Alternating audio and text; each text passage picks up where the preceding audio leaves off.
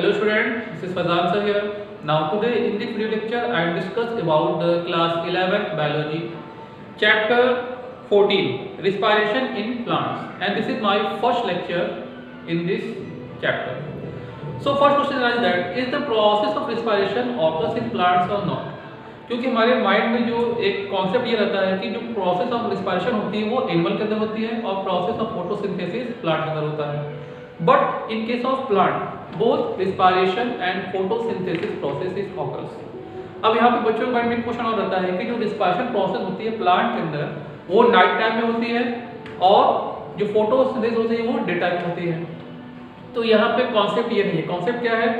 Respiration process occurs in every second in a particular plant or any animals or any variety of living species that are exist on the earth.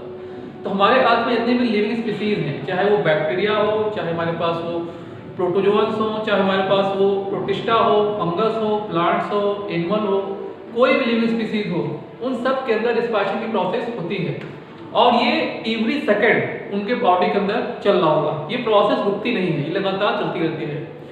तो first question यहाँ पे rise ये होता है कि आखिर ये respiration process लगातार क्यों हो रही है? प्लांट ऐसे प्रोसेस क्यों कर रहे हैं या कोई भी लिविंग स्पीसीज जैसा रिस्पायरेशन प्रोसेस को लगातार परफॉर्म क्यों कर रहा है? इसकी नीड क्या होती है? तो रिस्पायरेशन में होता क्या है कि overall the process of respiration is the type of reaction in which the food substance are oxidised and release the energy. तो हमने जो भी खाना पीना खाया है उस खाने से हम लोग को एनर्जी मिली in the form of glucose. या मान लिया हमारे पास ग्लूकोज मॉलिक्यूल आ रहा है. अब ये ग्लूकोज मॉलिक्यूल से एनर्जी तब तक नहीं मिलेगी जब तक हम लोग रिस्पायरेशन प्रोसेस नहीं करेंगे. अब हमने क्या किया? रिस्पायरेशन किया. अब रिस्पायरेशन में क्या होता है? Oxidation of food. अब हम लोग फूड को क्या करेंगे? ऑक्सीडाइज करेंगे. Due to the oxidation of food the energy is release in the form of ATP. अब यहाँ पे जो एनर्जी मिली, this energy are used by all the living species for survival of their life. तो यहाँ पे जो भी एनर्जी मिल रही है वो एटीपी फॉर्म में मिल रही है. अब ये एटीपी जो भी लिविंग स्पीसीज हमारे अर्थ पे हैं इनका यूज करते हैं और यूज करके अपने लिए फूड फॉर्म करते हैं.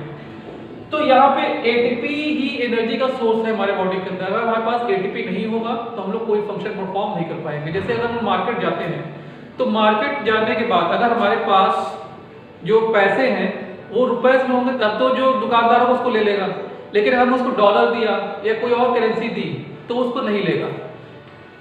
इन the same way the energy required our body it is present in the form of ATP, adenosine triphosphate. तो एडेनोसिन ट्राइफॉस्फेट जब तक हमारे बॉडी के अंदर नहीं होगा तब तक हम लोग को वर्क करने के लिए एनर्जी नहीं मिल पाएगी. तो ये तो हो गया कॉन्सेप्ट की रिस्पायरेशन की नीड क्यों होती है. अब रिस्पायरेशन के बारे में थोड़ी और बातें कर लेते हैं कि रिस्पायरेशन क्या होती है. Respiration is the oxidative process. It is a process in which the organic compound are oxidised and release energy. तो रिस्पायरेशन क्या है? हमारी ऑक्सीडेटिव प्रोसेस है.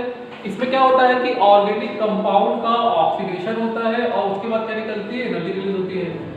अब यहाँ पे जो ऑर्गेनिक कंपाउंड होते हैं वो ऑर्गेनिक कंपाउंड रिस्पायरेशन प्रोसेस करने के बाद एनर्जी रिलीज करते हैं एटीपी के फॉर्म में, and this ATP are used by the all living organism for perform their living activities. अब यहाँ पे जो ऑर्गेनिक कंपाउंड होते हैं वो ऑर्गेनिक कंपाउंड के अंदर क्या हो सकता है? ऑर्गेनिक कंपाउंड के अंदर हमारे पास मोस्ट ऑफ द कंडीशन में कार्बोहाइड्रेट के ग्लूकोज मॉलिक्यूल होते हैं, but in the rare cases it may be protein और फैट कंपोनेंट. जैसा हम फास्ट रखते हैं तो फास्ट रखने में क्या होता है कि हमारे बॉडी के अंदर जो एक्सेस फैट होती है वो डिग्रेड करती है, वो खत्म होती है. तो इसमें हो क्या होता है कि जब स्टार्टिंग में कोई पर्सन फास्ट रखता है तो उसके बॉडी के अंदर जितने भी ग्लूकोज मॉलिक्यूल होंगे वो यूज हो जाएंगे. अब जब ग्लूकोज नहीं बचा एनर्जी देने के लिए तो वहां पे क्या होता है कि फैट मॉलिक्यूल का यूज किया जाता है. अब फर्दर अगर लगातार कोई पर्सन फास्ट रख रहा है तो उस कंडीशन में वहां पे प्रोटीन मॉलिक्यूल भी इन्वॉल्व होंगे रिस्पायरेशन प्रोसेस में. तो सेम प्रोसेस प्लांट के अंदर भी होती है. प्लांट के अंदर भी क्या होता है? स्टार्टिंग में कार्बोहाइड्रेट यूज होता है, but in the rare cases they may use the protein and fat component for the generation of energy in the form of ATP. इस तरह से जो हमारे पास ऑर्गेनिक कंपाउंड होते हैं मोस्ट ऑफ द कंडीशन में कार्बोहाइड्रेट होते हैं, but in the rare case may be protein and fat also. It is the exergonic process. और एक्सोथर्मिक रिएक्शन। अब यहाँ पे एक्सोथर्मिक क्यों बोला गया? क्योंकि रिएक्शन कंप्लीट होने के बाद एनर्जी रिलीज हो रही है, और जब भी कोई ऐसा रिएक्शन होता है जहाँ पे रिएक्शन होने के बाद एनर्जी रिलीज होती है उसको क्या बोलते हैं? एक्सोथर्मिक रिएक्शन बोलते हैं। तो जैसे यहाँ पे एनर्जी रिलीज हो रही है, so respiration process also known as the oxidative process and also known as the exergonic process. अब यहाँ पे इसका सिंपल केमिकल फॉर्मूला देख लेते हैं कि इस तरह से कार्बोहाइड्रेट हमारा डिग्रेड होता है। जैसे कि मान लिया ये हमारे पास ग्लूकोज मॉलिक्यूल है, ग्लूकोज का फॉर्मूला क्या होता है? C6H12O6। अब जो ग्लूकोज मॉलिक्यूल होगा वो ऑक्सीजन के प्रेजेंस में ब्रेक डाउन करेगा, जैसे बोला गया डिस्पर्शन क्या है? एक ऑक्सीडेटिव प्रोसेस है। अब जब ये ब्रेक डाउन करेगा तो इससे क्या निकलेगी? 6CO2 और 6H2O निकलेगी। जैसा हम लोगों ने बताया फोटोसिंथेसिस में, ठीक यहाँ पे भी डिस्पर्शन प्रोसेस में भी रिएक्शन सेम होगा। अब यहाँ पे होता क्या है कि ग्लूकोज मॉलिक्यूल का ऑक्सीडेशन होने के बाद कार्बन डाइऑक्साइड और वाटर मॉलिक्यूल रिलीज होते हैं and also release the energy. अब जो एनर्जी निकली, ये एनर्जी जो होती है इसमें से 286 किलो कैलोरी एनर्जी यूज होती है एटीपी फॉर्मेशन में, जहां पे 36 to 38 मॉलिक्यूल ऑफ एटीपी बनते हैं, जबकि 400 किलो कैलोरी एनर्जी होती है इन द फॉर्म ऑफ हीट। मतलब क्या होता है कि हीट के फॉर्म में ये लॉस कर जाता है। तो जब भी डिस्पर्शन प्रोसेस होगी तो हमारे बॉडी के अंदर हीट जनरेट होगी, और हीट जनरेट होने पे यहाँ पे जो ग्लूकोज मॉलिक्यूल, एक सिंपल ग्लूकोज मॉलिक्यूल ब्रेक किया, तो सिंपल ग्लूकोज मॉलिक्यूल को ब्रेक करने के बाद यहाँ पे टोटल 686 किलो कैलोरी एनर्जी निकलती है। अब 686 किलो कैलोरी एनर्जी में से जो मेजर पार्ट होता है, ये मेजर पार्ट यानी कि 400 किलो कैलोरी एनर्जी वो हीट के फॉर्म में प्लांट लॉस कर देते हैं, जबकि केवल स्मॉल पार्ट यानी कि 286 किलो कैलोरी एनर्जी यूज किया जाता है एटीपी फॉर्मेशन में, जिसके बाद हमारे पास 36 to 38 molecule of ATP form होता है। So this is the overall process of respiration. अब जो रिस्पायरेशन प्रोसेस होती है टोटल 2 स्टेप में कंप्लीट होती है, एक्सटर्नल रिस्पायरेशन और internal respiration. External respiration are the types of respiration that occurs outside the body where the transportation of gases occurs in a living species. तो यहाँ पे external respiration में होता क्या है कि कोई भी लिविंग स्पीसीज अपने बॉडी के अंदर गैसेस का एक्सचेंज कर रहा होता है। This process are known as the external respiration. It is also known as the breathing. तो ब्रीदिंग हम लोग करते हैं क्या है कि गैसेस का एक्सचेंज करते हैं। हम लोग करेंगे क्या इसमें? ऑक्सीजन को लेंगे और कार्बन डाइऑक्साइड को रिलीज कर देंगे। तो कोई भी स्पीसीज है वो क्या करती है? रिस्पायरेशन करती क्या है? हम लोग ऑक्सीजन को अपटेक करते हैं और कार्बन डाइऑक्साइड का रिलीज करते हैं। This process are known as the external respiration. Now the internal respiration are the types of respiration that are related to the cellular respiration.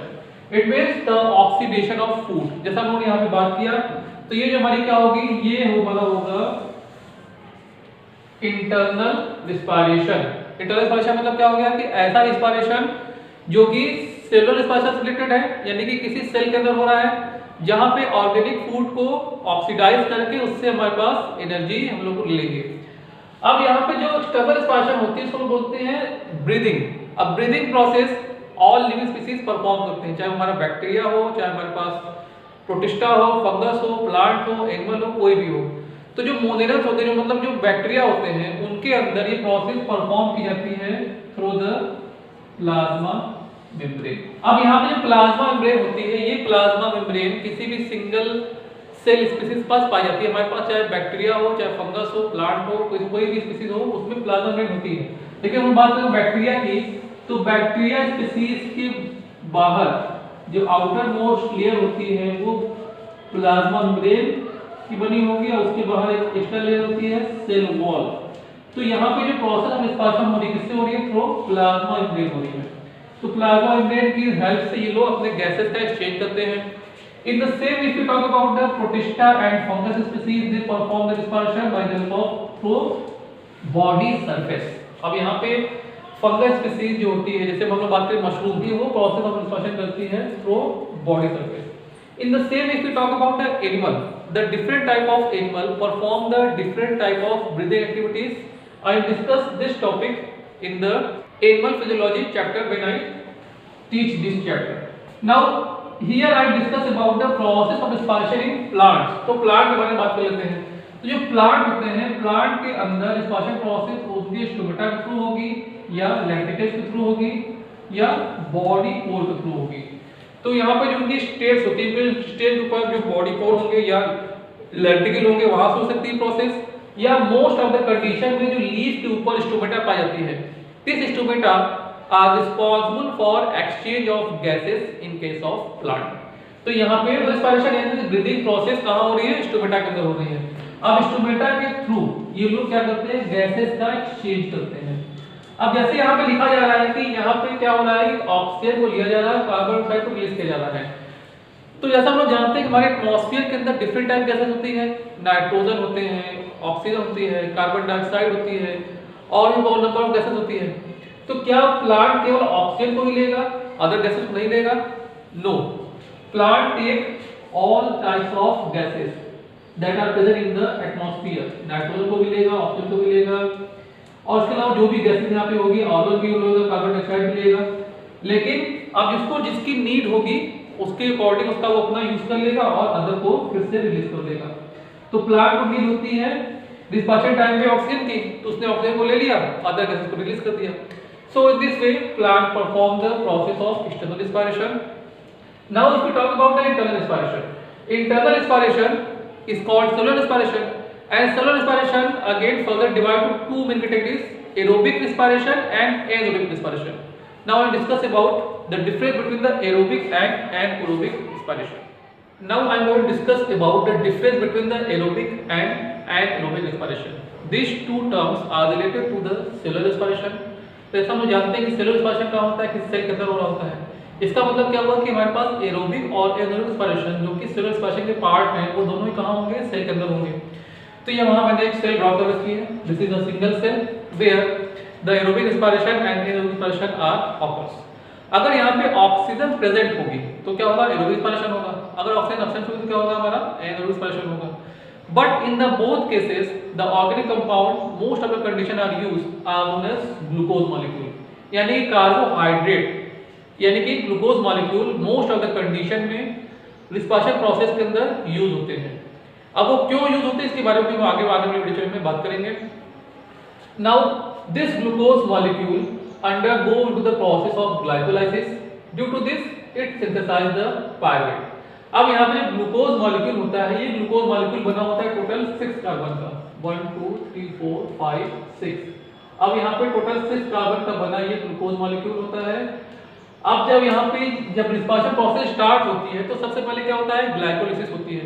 तो ग्लाइकोलाइसिस होने के बाद यहाँ पे ग्लूकोज से पायरुवेट बनता है जो कि 3 कार्बन कंपाउंड होता है, यानी कि यहाँ पे कार्बन की अमाउंट कितनी है, केवल 3 कार्बन का चेन है ये। अब ये 3 कार्बन चेन में इसका मतलब कि एक ग्लूकोज मॉलिक्यूल को ब्रेक करने पे हमारे पास टोटल 2 पायरुवेट मॉलिक्यूल फॉर्म होते हैं। अब मान लीजिए यहाँ पे हमारे पास 2 पायरुवेट फॉर्म हो रहे हैं जो कि अलग-अलग 3 कार्बन कंपाउंड के हैं। अब इस 3 कार्बन कंपाउंड में से मान लेते हैं कि एक कार्बन कंपाउंड जो था हमारा वो चला गया एरोबिक रिस्पायरेशन में और दूसरा कहाँ चला गया, एनारोबिक रिस्पायरेशन में चला गया। अब सेल के अंदर जो प्रोसेस होगी उसमें से कोई एक ही होगा, ऐसा नहीं होगा कि एक एरोबिक करे एक एनारोबिक करे। यहाँ मैंने केवल समझाने के लिए बोला है कि इसमें से एक चला गया हमारा एनारोबिक में, दूसरा चला गया एरोबिक में। लेकिन जब सेल प्रोसेस परफॉर्म करेगी अगर उसके पास ऑक्सीजन है तो वो एरोबिक रिस्पायरेशन ही करेगी, क्योंकि इसके बाद क्या होता है कि सेल को ज्यादा एनर्जी मिलती है। तो सेल ऐसा रिएक्शन करना चाहेगी जिसके अंदर उसको ज्यादा एनर्जी मिले। तो मान लेते हैं कि पहले हमारे पास एरोबिक रिस्पायरेशन हो रहा है। अब एरोबिक रिस्पायरेशन के अंदर क्या होगा, ये प्रोसेस तभी होगी जब ऑक्सीजन प्रेजेंट होगी। तो ऑक्सीजन प्रेजेंस होने के टाइम पे एरोबिक रिस्पायरेशन सेल परफॉर्म करती है। अब फर्दर क्या होगा, ये पायरुवेट जो होते हैं, this pyruvate molecule are transferred from cytoplasm of the cell to the mitochondria. तो ये क्या है हमारा माइटोकॉन्ड्रिया है। अब ये साइटोप्लाज्म से ये जो पायरुवेट है ये ट्रांसफर होकर चला कहाँ चला गया, माइटोकॉन्ड्रिया के अंदर आ गया। अब फर्दर क्या होता है कि this pyruvate convert to form acetyl coenzyme A. तो एसिटिल कोएंजाइम ए में कन्वर्ट करने के लिए यहाँ पे ऑक्सीजन मॉलिक्यूल की नीड होती है। This oxygen molecule are responsible to convert the pyruvate into acetyl coenzyme A. अब यहाँ पे क्या होता है कि एक कार्बन डाइऑक्साइड मॉलिक्यूल रिलीज होता है जिसके वजह से यहाँ पे हमारे पास ये जो एसिटिल कोएंजाइम ए होता है वो 2 कार्बन कंपाउंड होता है। ये क्या था, 3 कार्बन कंपाउंड था। अब इसके बाद एसिटिल को एंजाइम ए पार्टिसिपेट करता है क्रेब्स साइकिल के अंदर। अब क्रेब्स साइकिल के अंदर हमारे पास एटीपी, NADPH2, FADH2 फॉर्म होता है। इसके साथ साथ यहाँ पे कार्बन डाइऑक्साइड और वाटर मॉलिक्यूल रिलीज होते हैं। तो जैसा से पहले बात किया गया था कि हमारे पास जो एरोबिक रिस्पायरेशन होती है, एरोबिक रिस्पायरेशन में लास्ट प्रोडक्ट क्या बनता है हमारा, कार्बन डाइऑक्साइड बनता है और वाटर बनता है। इसके साथ साथ यहाँ पे एटीपी मिल रही है, FADH2 मिल रहे हैं, NADH2 मिल रहे हैं। तो जो FADH2 मिलता है, ये FADH2 के ब्रेक करने पे हम लोग को टोटल 2 ATP मॉलिक्यूल फॉर्म होते हैं, जबकि जो NADPH मिलता है, इस NADPH के ब्रेक करने पे हमारे पास 3 ATP मॉलिक्यूल फॉर्म होते हैं और ATP डायरेक्ट हो जाएगी एनर्जी के फॉर्म में। इस तरह से ये सब भी क्या है, एनर्जी करेंसी ही है। अब लेकिन यहाँ पे जो FADH2 है और NADPH है, ये फर्दर ट्रांसफर होता है ETS साइकिल के अंदर, यानी इलेक्ट्रॉन ट्रांसफर साइकिल या इलेक्ट्रॉन ट्रांसफर सिस्टम। अब यहाँ पे ये साइकिल के अंदर जाएगा जिसके अंदर इलेक्ट्रॉन ट्रांसपोर्ट होंगे और फर्दर हमारे पास अब ATP मॉलिक्यूल फॉर्म होंगे। सो इस तरह से जो एरोबिक रिस्पायरेशन होती है वो कंप्लीट होती है।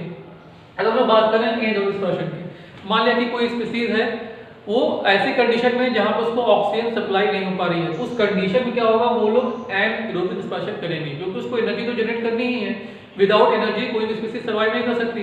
तो फर्दर हम क्या करेंगे, एनारोबिक रिस्पायरेशन करेंगे। अब इस कंडीशन में क्या होता है कि जब ऑक्सीजन नहीं होती है तो ये पायरुवेट दो तरह के एरोबिक रिस्पायरेशन रिप्रेजेंट करता है, formation of lactic acid and formation of alcohol.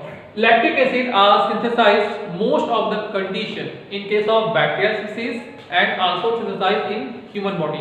तो हमारी ह्यूमन बॉडी के अंदर जो सेल होती है, उस सेल के अंदर एरोबिक रिस्पायरेशन, जब एनारोबिक रिस्पायरेशन होता है उस कंडीशन में लैक्टिक एसिड फॉर्म होता है। जबकि जो ईस्ट होते हैं, ईस्ट के यानी फंगस के अंदर एनारोबिक रिस्पायरेशन के बाद हमारे पास इथेनॉल या अल्कोहल फॉर्म होता है जो कि 2 कार्बन कंपाउंड होता है।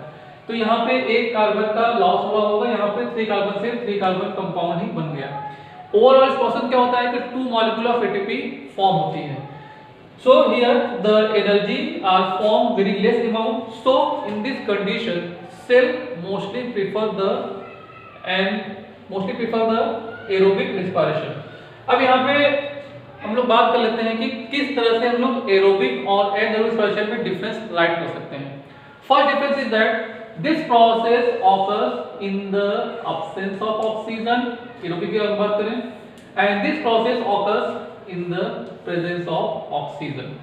Second difference is that after the anaerobic respiration the organic molecule of glucose are not completely degraded, while in case of aerobic respiration the organic molecule यानी कि glucose molecule are completely degraded and form the carbon dioxide। तो यहाँ पे क्या है, वो completely degrade नहीं हो रहा है, कंप्लीट डाइजेस्ट नहीं हो रहा है, जबकि यहाँ पे क्या रहा है, वो कंप्लीटली डाइजेस्ट हो जा रहा है।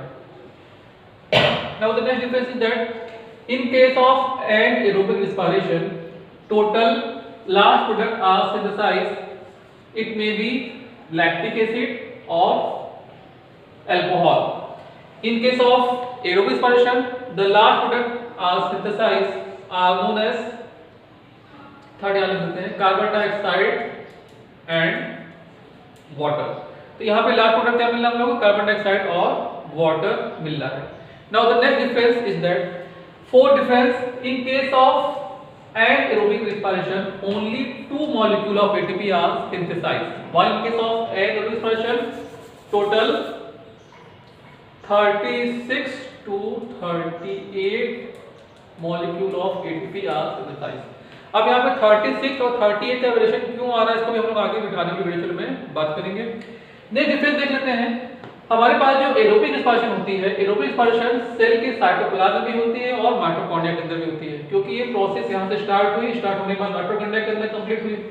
So it has required cytoplasm plus mitochondria, but the aerobic anaerobic respiration occurs only in the cytoplasm of the cell। जो सेल की साइटोप्लाज्म होती है वहां पे ये anaerobic respiration हमारी परफॉर्म हो रही होती है। Next difference is that in case of aerobic respiration ATP, FADH2 and NADPH2 are form. तो यहाँ पे क्या होता है कि ATP बन रही होती है, अब ATP के साथ FADH2 बन रहा होता है और NADPH भी बन रहा होता है, जबकि एरोबिक रिस्पायरेशन में हमारे पास क्या बनता है, केवल ATP, एक सिंगल मॉलिक्यूल ऑफ ATP ही फॉर्म होता है। Now the next difference is that aerobic respiration are complete after glycolysis, Krebs cycle and ETS cycle. तो यहाँ पे ग्लाइकोलाइसिस भी होती है, क्रेब्स साइकिल भी होती है और ETS साइकिल भी होती है। While in case of aerobic respiration only the glycolysis process is occurs. Now I am going to discuss about the different type of anaerobic respiration. As we know, the anaerobic respiration are the types of respiration that occurs in the absence of oxygen, and the last electron are taken here by the organic compound. While in case of aerobic respiration, the last electron is taken by the inorganic compound. तो aerobic respiration क्या होती है, जो oxygen के absence में हो और यहाँ पे लास्ट इलेक्ट्रॉन कोई ऑर्गेनिक कंपाउंड ले रहा हो। इसके बेस पर हम लोगों ने बात किया था लैक्टिक एसिड फॉर्म होती है यहाँ पे और अल्कोहल फॉर्म होती है। तो सबसे पहले बात कर लेते हैं लैक्टिक एसिड फॉर्मेंटेशन की। Lactic acid fermentation process human की मसल्स के अंदर और कुछ बैक्टीरियल स्पीशीज के अंदर रिपोर्ट किया गया है, जहाँ पे होता यह है कि ग्लूकोज मॉलिक्यूल जब एनाएरोबिक रिस्पायरेशन परफॉर्म कर रहे होते हैं तो after respiration they synthesise the lactic acid. अब ये लैक्टिक एसिड कैसे बनती है, स्टार्टिंग क्या होता है, ये ग्लूकोज मॉलिक्यूल ग्लाइकोलाइसिस प्रोसेस करता है, जिसके बाद वहाँ पे पायरुवेट फॉर्म होते हैं। अब ये पायरुवेट के दो मॉलिक्यूल फॉर्म होते हैं, ये पायरुवेट मॉलिक्यूल फर्दर कन्वर्ट होते हैं लैक्टिक एसिड फॉर्म में। और जो पायरुवेट होता है वो क्या होता है, 3 कार्बन कंपाउंड होता है और हमारा लैक्टिक एसिड भी यहाँ पे 3 कार्बन कंपाउंड होता है। अब ये पायरुवेट से लैक्टिक एसिड क्यों फॉर्म कर रहा है, क्योंकि यहाँ पे एक स्पेसिफिक एंजाइम का होते हैं लैक्टोज डिहाइड्रोजनेज। यहाँ पे क्या हो रहा है, ग्लाइकोलाइसिस। तो जब ग्लाइकोलाइसिस प्रोसेस हुई तो क्या हुआ, हमारा ग्लूकोज से पायरुवेट बन गया। अब ये पायरुवेट के थ्रू मॉलिक्यूल बने, क्योंकि क्या था 6 कार्बन कंपाउंड था और ये क्या हमारा 3 कार्बन कंपाउंड है। उसके बेस पे यहाँ पे 33 कार्बन के 2 कंपाउंड बनेंगे। जैसे यहाँ लिखा गया ग्लूकोज एक सिंगल मॉलिक्यूल है और पायरुवेट या पायरुविक एसिड के 2 मॉलिक्यूल दिखाए जा रहे हैं। अब ये पायरुवेट कन्वर्ट होता है, फॉर्म करता है लैक्टिक एसिड, तो यहाँ पे लैक्टिक एसिड भी 2 मॉलिक्यूल बनेंगे। अब लैक्टिक एसिड क्यों फॉर्म हो रहा है, क्योंकि जो सेल एरोबिक एनाएरोबिक रिस्पायरेशन कर रही है यहाँ पे उनके अंदर स्पेसिफिक एंजाइम लैक्टेज डिहाइड्रोजनेज। अब ये लैक्टेज डिहाइड्रोजनेज करता क्या है कि पायरुवेट को कन्वर्ट कर देता है लैक्टिक एसिड फॉर्म में। तो ये प्रोसेस बैक्टीरिया के अंदर रिपोर्ट की गई और हमारे ह्यूमन के मसल्स के अंदर रिपोर्ट किया गया। अब ये मसल्स में फॉर्म क्यों हो रहा है, क्योंकि वहां पे एनाएरोबिक रिस्पायरेशन हो रही है। अब एनाएरोबिक रिस्पायरेशन केस में लैक्टिक एसिड क्यों बन रही है और इसकी जो नीड थी वो क्यों पड़ी सेल को, क्योंकि जो सेल होती है वो नॉर्मल कंडीशन में एरोबिक रिस्पायरेशन करके 36 to 38 मॉलिक्यूल फॉर्म कर सकती थी, लेकिन उसने इसको क्यों चुना। जब हम लोग ज़्यादा एक्सरसाइज करते हैं या ज़्यादा फिजिकल वर्क करते हैं या मान लिया कि लगातार रनिंग कर रहे हैं, अचानक हमने क्या किया, दौड़ना स्टार्ट कर दिया। अब यहाँ पे क्वेश्चन अब यहाँ पे क्वेश्चन राइज ये होता है कि आखिर हमारी जो सेल होती है ह्यूमन की सेल एरोबिक रिस्पायरेशन को छोड़ के एनाएरोबिक क्यों कर रही है, जबकि एरोबिक के अंदर उसको 36 से 38 मॉलिक्यूल ऑफ एटीपी मिल रहा था, तो वो 2 मॉलिक्यूल ऑफ एटीपी को ही क्यों फॉर्म की, क्योंकि यहाँ पे जो एनाएरोबिक रिस्पायरेशन होता है ये इमरजेंसी कंडीशन में यूज होती है। जैसे कि मान लिया हम लोग कोई फिजिकल एक्टिविटी कर रहे हैं या अचानक मैराथन दौड़ना शुरू कर दिए, घर में बैठे हुए थे, पता चला कि कोई रेस आई है उसमें दौड़ना शुरू कर दिए, तो उस कंडीशन में हम लोग ज़्यादा से ज़्यादा वर्क करते हैं तो हमारे बॉडी के अंदर जो नॉर्मल कंडीशन में एनर्जी यूज हो रही थी वो एनर्जी तो यूज हो जाएगी, उसके बाद लगातार बॉडी को एनर्जी की नीड पड़ेगी।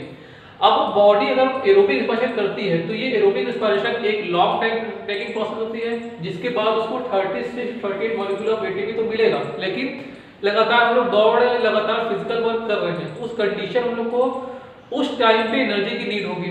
अब वो एनर्जी कैसे बन सकती है, वो एनर्जी बन सकती है हमारी एनाएरोबिक रिस्पायरेशन के थ्रू, क्योंकि वहां पे ये शॉर्ट टाइम में जल्दी जल्दी हम लोग को एटीपी मॉलिक्यूल फॉर्म कर देगा।